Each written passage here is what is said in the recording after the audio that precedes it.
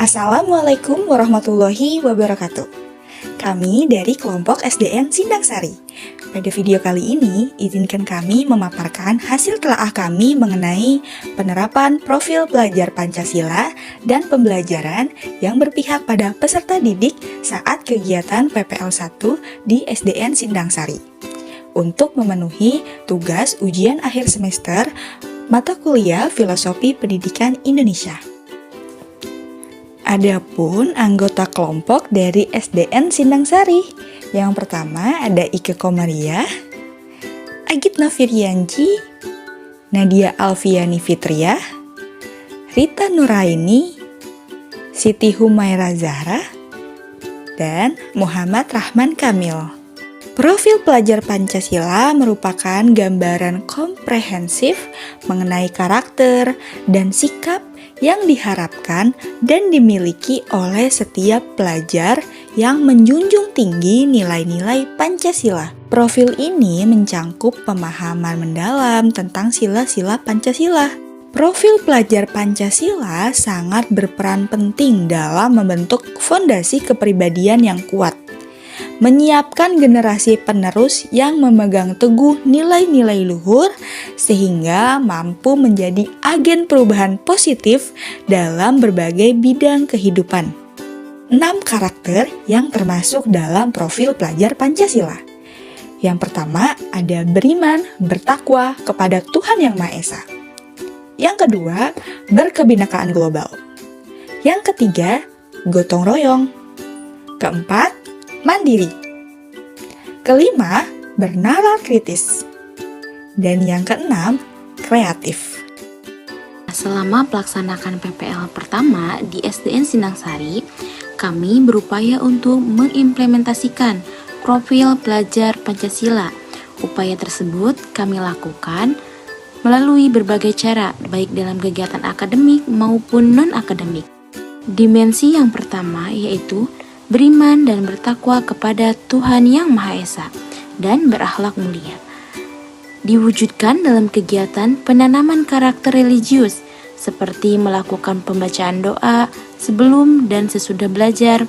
Selain itu, dimensi ini juga diwujudkan melalui penerapan budaya 5S: senyum, salam, sapa, sopan, dan santun kepada guru maupun warga sekolah yang lainnya.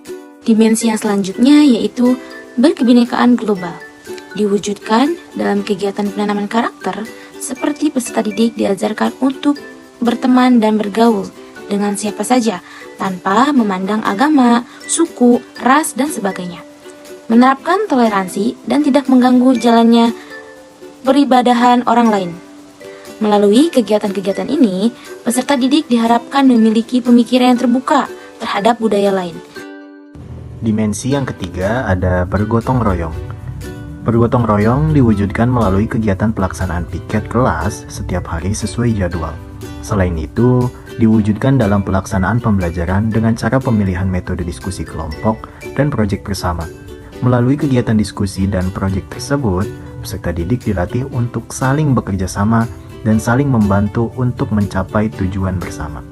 Selanjutnya dimensi yang keempat, dimensi mandiri. Diwujudkan melalui kegiatan seperti pemberian tugas secara mandiri kepada setiap peserta didik, seperti mencuci tangan, mengambil barang, dan mengerjakan penugasan secara mandiri. Dimensi ini lebih banyak diimplementasikan di kelas rendah. Kegiatan-kegiatan tersebut bukan hanya menanamkan karakter mandiri, namun juga karakter bertanggung jawab. Dimensi yang kelima, dimensi bernalar kritis. Bernalar kritis diwujudkan melalui pelaksanaan pembelajaran dengan cara guru mengajar menggunakan model dan metode yang mengasah rasa keingintahuan dan daya kritis peserta didik dengan mengangkat suatu permasalahan. Kemudian guru mempersilahkan peserta didik untuk mencari jawaban. Kegiatan tersebut dilakukan baik secara individual maupun kelompok. Jadi, di sini guru hanya sebagai fasilitator dan verifikator apabila terdapat pemahaman peserta didik yang dirasa kurang tepat. Dimensi yang terakhir yaitu kreatif. diwujudkan melalui kegiatan pembelajaran yang dapat meningkatkan kemampuan berpikir kreatif, seperti peserta didik diberikan tugas, kemudian mereka diberikan keleluasaan untuk menyelesaikan tugas tersebut sesuai dengan kreativitasnya masing-masing, dengan tetap mencapai tujuan pembelajaran yang sama. Dimensi-dimensi profil pelajar Pancasila tersebut akan membentuk peserta didik yang memiliki kemampuan adaptasi tinggi dalam menghadapi dinamika zaman modern. Melalui pendekatan yang holistik, profil ini menekankan pengembangan keterampilan berpikir kritis, kreativitas, dan inovasi agar peserta didik mampu menjadi pemecah masalah yang efektif dalam berbagai konteks. Dengan demikian, penerapan dimensi-dimensi profil pelajar Pancasila tersebut tidak hanya membentuk individu yang cerdas secara akademis, tetapi juga membentuk warga negara yang memiliki keterampilan, nilai, dan kesadaran yang dibutuhkan untuk sukses dan berkontribusi dalam abad ke-21 yang kompleks dan berubah dengan cepat. Selain mengimplementasikan profil pelajar Pancasila, kami juga mengimplementasikan pendidikan yang memerdekakan peserta didik. Pendidikan yang memerdekakan peserta didik merupakan pendidikan yang memberi ruang, kesempatan, dan dukungan bagi peserta didik untuk mengembangkan potensi, kecerdasan, dan kepribadian mereka secara optimal. Nah, konsep ini mengacu pada pendekatan pendidikan yang menempatkan peserta didik sebagai subjek aktif dalam proses belajar mengajar, bukan hanya sebagai objek pasif yang menerima pengetahuan dari guru. Mengimplementasikan pendidikan yang memerdekakan peserta didik, kami melakukan berbagai cara. Ada 4 cara, yaitu yang pertama, sebelum proses pembelajaran dilaksanakan, guru selalu melakukan asesmen diagnostik dengan tujuan untuk mempertimbangkan latar belakang dan karakteristik peserta didik yang sangat beragam. Pendekatan pendidikan yang memerdekakan peserta didik menekankan pentingnya mengakomodasi perbedaan individual, sehingga di mana asesmen diagnostik ini menjadi landasan penting untuk menciptakan lingkungan pembelajaran yang inklusif dan mendukung. Melalui asesmen diagnostik ini juga, kami dapat merancang strategi pembelajaran yang responsif dan relevan dengan kondisi serta karakteristik peserta didik. Selanjutnya, yang kedua, di mana memfasilitasi peserta didik untuk terlibat aktif dan partisipatif selama proses pembelajaran berlangsung. Ketika peserta didik diberi kesempatan untuk berperan aktif dalam pembelajaran, seperti melalui diskusi, penugasan proyek, dan kegiatan kolaboratif lainnya, mereka dapat mengembangkan keterampilan berpikir kritis, kreatif, dan juga inovatif.